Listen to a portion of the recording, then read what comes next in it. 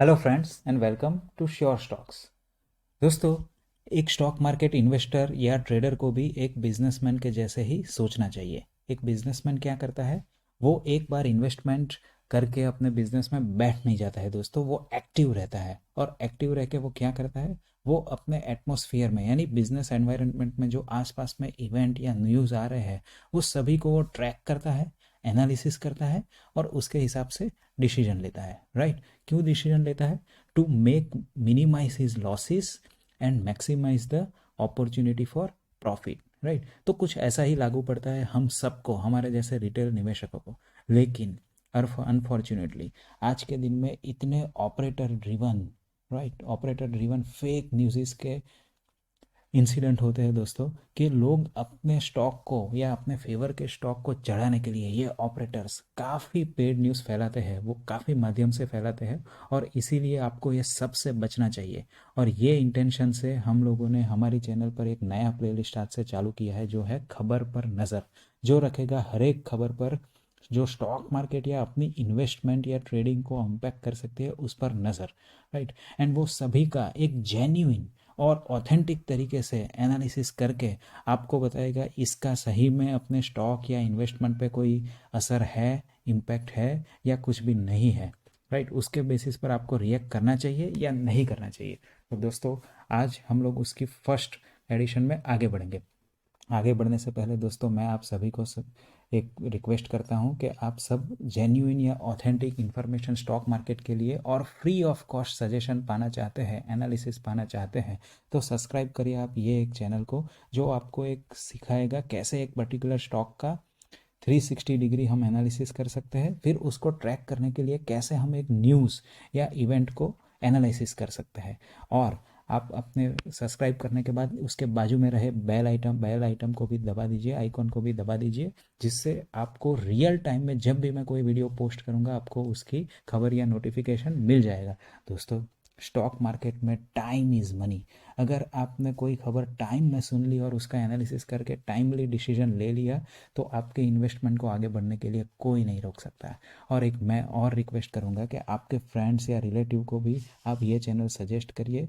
और ये अगर सजेस्ट करेंगे और उन्होंने ये फॉलो किया तो उनको भी लगेगा कि उनके लिए ये न्यू ईयर की ये बेस्ट गिफ्ट थी। Okay, alright, then let's go ahead. दोस्तों, ये पहली खबर है और पहला एडिशन में एक बहुत ही धमाकेदार खबर है, बहुत ही बड़ी खबर निकल के आई है, जो अपने इंडिया को तो आगे रखेगी लेकिन उसके इम्पैक्ट स्टॉक मार्केट में हमारी इन्वेस्टमेंट या ट्रेडिंग के लिए क्या होगा वो भी हम सोचेंगे और देखेंगे इधर। यही बेसिस पे आप बाकी खबर का ऐसे ही एनालिसिस कर सकते हैं। और हम वेरियस सोर्स से जो मेन स्ट्रीम मीडिया बताए या नहीं बताए, आपके लिए इम्पोर्टेंट है, आपका फ़ायदा है, ऐसी खबर हम ये चैनल पे प्लेलिस्ट में लाते रहेंगे। तो पहली खबर है, Arunachal Pradesh puts India on vanadium map. मैंने ये लिया है द हिंदू की वेबसाइट से। सो इसका क्या सिग्निफिकेंस है और क्या इन्वेस्टमेंट में इसका इम्पैक्ट हो सकता है, वेदर इट इज़ इन। देखो, कोई भी खबर का इधर लॉन्ग टर्म या शॉर्ट टर्म इम्पैक्ट होता है, और मैं आपको बता दूं ये एक लॉन्ग टर्म इम्पैक्ट वाली खबर है दोस्तों। इसके बेसिस पे इमीडिएटली ना आप कोई ट्रेड लेना चाहिए, ना आप इससे कोई भी ट्रेड में आपको पैसे निकलना चाहिए। राइट? तो this is a long term impact news. Right? तो ये ध्यान रखना, कोई भी खबर में एनालिसिस करने के पहले ये ध्यान रख दीजिए कि ये लॉन्ग टर्म वाली है या शॉर्ट टर्म वाली इम्पैक्ट है। राइट? ओके। तो नाउ वेनेडियम क्या है और दोस्तों यहाँ हुआ क्या है? तो हुआ एग्जैक्टली ये है कि काफ़ी सालों से इंडिया बाकी इकोनॉमी लाइक चाइना या यूएस के तरह वो खुद भी rarest of the rare earth material का एक्सप्लोरेशन कर रहा है। लेकिन अभी अभी एक बहुत ही प्रॉमिसिंग खबर आई है कि geological survey of India GSI ने ऐसे इंडिकेशन अपने एक्सप्लोरेशन में फाइंड किए हैं कि अभी काफ़ी प्रॉमिसिंग है कि इंडिया को अरुणाचल प्रदेश से वेनेडियम मिलेगा। अभी दोस्तों, ये वेनेडियम क्या है और उसका यूज़ क्या है, पहले ये समझ लेते हैं, उसके बाद हमको ये आसानी होगी कि वो कौन सी कंपनीज के लिए यूज़ हो सकता है। राइट? तो दो, मैं एक बहुत ही अच्छे आर्टिकल पे आ गया हूँ यहाँ। राइट? तो ये बताता है कि वेनेडियम क्या है। आप इसको पूरा पढ़ भी सकते हैं स्पेयर में, बट मैं आपको क्विकली बताऊंगा उसका यूज़ क्या है और फिर हम जाएंगे उसके बिजनेस इम्पैक्ट पर। राइट? सो ये यूज़ है दोस्तों वेनेडियम का। देखो वेनेडियम एक मेटल है बेसिकली, एंड वो एक मेटल के साथ यानी आयन के साथ उसका एक एलॉय बन सकता है। एलॉय यानी एक परसेंटेज, स्मॉल परसेंटेज में आप आयन के साथ इसको मिक्स कर सकते हैं। इसका फ़ायदा ये है कि वेनेडियम बहुत ही हाई स्ट्रेंथ देता है, राइट, कोई भी मेटल को, with a very low weight, right.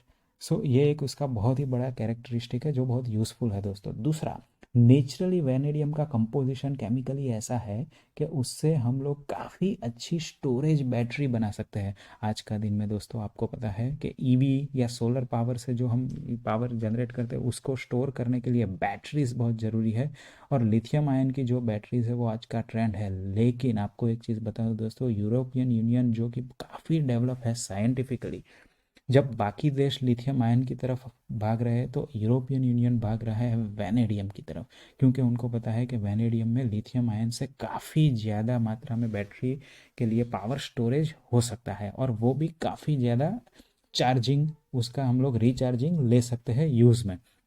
Okay, so all right, now I will tell you दोस्तों कि ये कोई भी दुनिया की इकोनॉमी को में आगे बढ़ना है, इकोनॉमी या कंट्री को आगे बढ़ना है, तो वो तीन पिलर है स्पेसिफिकली जिस पर उनको आगे बढ़ना पड़ेगा। Specifically it is for India, where it is basically focusing on Aatmanirbhar. तो पहला है डिफेंस, राइट। डिफेंस का लो वेट एयरक्राफ्ट के लिए वेनेडियम काफ़ी ज़रूरी है, because it gives high strength at lower weight, जो हमने आगे देखा।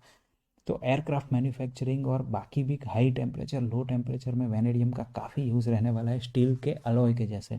दूसरा है उसको आगे बढ़ना पड़ेगा एनर्जी में, राइट। तो एनर्जी में अगर जब आप इलेक्ट्रिकल व्हीकल में जाते हैं या फिर आप सोलर पावर से प्रोड्यूस करते हैं, तो वो सभी को स्टोर करने के लिए वेनेडियम इज़ द फ्यूचर दोस्तों। एंड तीसरा है लो कार्बन इमिशन। अभी जब यूएस के प्रेसिडेंशियल इलेक्शन हुए, जिससे हमारी इकोनॉमी काफ़ी लिंक है दोस्तों, और हमारी पॉलिसीज़ भी काफ़ी यूएस के आगे के स्टेप से लिंक है।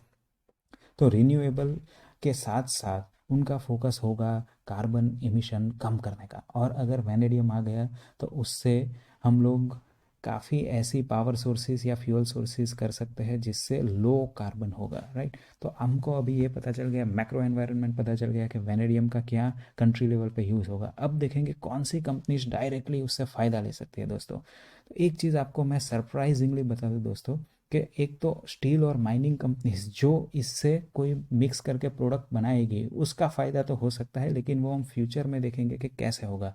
लेकिन वैनेडियम को हमको अगर उसके मेटल से एक्सट्रैक्ट करना है, यानी जो यूज़ का है वो वैनेडियम कोर से एक्सट्रैक्ट करना है, तो उसकी प्रोसेस काफ़ी कॉम्प्लेक्स है दोस्तों। अगर वो प्रोसेस आपको करनी है तो एक बहुत ही highly sophisticated lab tested model चाहिए। और आपको जान के हैरानी होगी कि रिलायंस इंडस्ट्रीज़ लिमिटेड ने एक low cost and low temperature process design की है, and it has been already, my god, it has been already tested at laboratory level, and they are already being tested at pilot level. अभी की news है कि उन्होंने pilot level पर भी उसकी सक्सेस काफ़ी अच्छी तरीके से इंश्योर करने की कोशिश की है। तो अभी देखना होगा कि ये स्केल करके कैसे कॉमर्शियल यूज़ में ये प्रोसेस आती है दोस्तों। Not only in this article, लेकिन अगर आप देखेंगे एक ऑफिशियल गवर्नमेंट का सोर्सेज, तो उसमें भी आपको देखने को मिलेगा। देखो ये मैं आ गया हूँ India's report on mining, right. ये this is on vanadium, India's mineral yearbook on vanadium.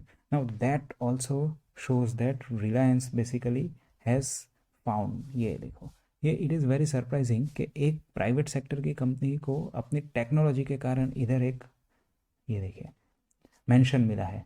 RIL has developed a low cost low temperature hybrid green process. See, this is a green process, that means it is very non pollutive and atmosphere या ecology को develop damage नहीं करेगा, to extract vanadium, right. So this process can be tested at higher level on a commercial use and then it can be used for this purpose। दोस्तों इसका एक बहुत बड़ा फ़ायदा ये है कि ऐसी कोई भी प्रोसेस का एक बार पेटेंट होता है तो आपको उसका लाइसेंस के जैसे या रॉयल्टी के जैसे फीस मिलता है, राइट। क्योंकि आपने ये प्रोसेस डेवलप की है तो आपको एक रॉयल्टी का पैसा मिलेगा। कोई भी चीज़, कोई भी कंपनी उसको फिर एक्सट्रैक्ट करे या उसको सेग्रीगेट करे, लेकिन अगर वो रिलायंस की प्रोसेस यूज़ करते हैं तो उसको काफ़ी रिलायंस को फ़ायदा होगा, बिकॉज उनको कुछ भी किए बिना लाइसेंस या रॉयल्टी की फीस मिलेगी। तो अभी आगे हम लोग ये खबर को ज़्यादा ट्रैक करेंगे, और फर्दर डेवलपमेंट होता है तो रिलायंस के स्टॉक पर उसका क्या असर होगा, डेफिनेटली पॉजिटिव असर होगा, लेकिन कब होगा वो देखेंगे। लेकिन आपको एक चीज़ बता दूं कि आज ये खबर लॉन्ग टर्म की है, और उसमें ज़्यादा हमको एनालिसिस करना है विद फर्दर डेवलपमेंट। इसीलिए आज के दिन में इसके बेसिस पे कोई ट्रेड ना ले, but we should be proud of our country India, and we are lucky that we have found this, right? So यही खबर के साथ दोस्तों हम समाप्त करते हैं ये वीडियो को। और ऐसे ही आप बाकी खबर का भी इन्वेस्टमेंट करेंगे, हम लोग आगे भी इंट्रोगेशन एंड इन्वेस्टिगेशन दोनों करेंगे, जिससे हो सके आपका फ़ायदा। ओके, सो थैंक यू दोस्तों, एंड गॉड ब्लेस यू।